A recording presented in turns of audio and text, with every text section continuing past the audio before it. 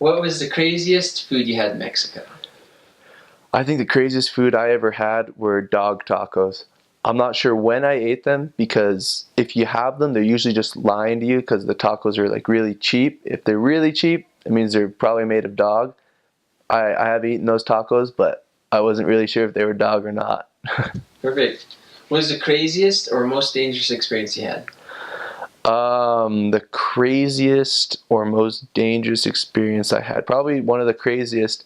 We went to a temple trip with the whole ward for just to go visit the new visitor center, and we went on a whole bus for about a 2-hour ride to get to the temple from a city outside of Mexico City. Anyway, we left the temple around like 7:30 or 8, and on the way back on the mountain pass, going back to the city, around 9-ish, 9 at night, 9:30, the bus breaks down and we were stranded out on the freeway till about 10:30 or 11 until another bus came, and we went on that and didn't get home till really late. President knew about it. We weren't I mean, we were talking to our leaders and they all knew about it, but it's kind of crazy just to be out that late and just kind of be there. What was the most important lesson you learned on your mission? Most important lesson. I think the most important lesson was to really learn to care for people and to really want to see their individual happiness. What was the greatest skill you gained on your mission? I think apart from Spanish, because Spanish is great just about everywhere, I think one of the most important things was planning and being able to plan 6 weeks out always, and being able to know how things were going to happen and when and where and why and how we're going to do everything. I think the exact planning was very important. Let's see. What was craziest weather you had? Craziest weather. I think the rain season is just about as crazy as it gets. I remember I was in one area where there's this huge hill, and it rained so hard that when we were coming up the hill, because we had to go up to an appointment at the top, we had to put our umbrellas out in front of us to stop the water from coming down on us from down the street.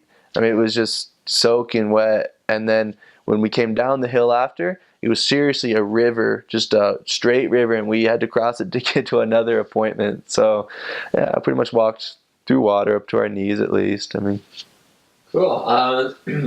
What's the best piece of mission prep advice you could give? Be humble and be eager. What's the thing you admire most about Mexican people?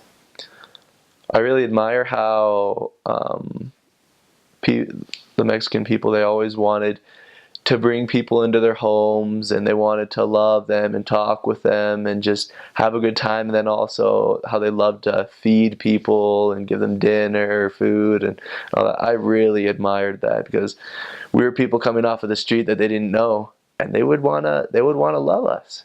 So that was really something I admired. What's the funniest language mistake you made? In Mexico, at least, I don't know how it is in other countries, but instead of saying "excuse me," like if let's say you're like somebody's kind of like in your way a little bit, you're just gonna say, "Oh, excuse me, let me just kind of get around you." They say "con permiso," which is to say like with permission, right?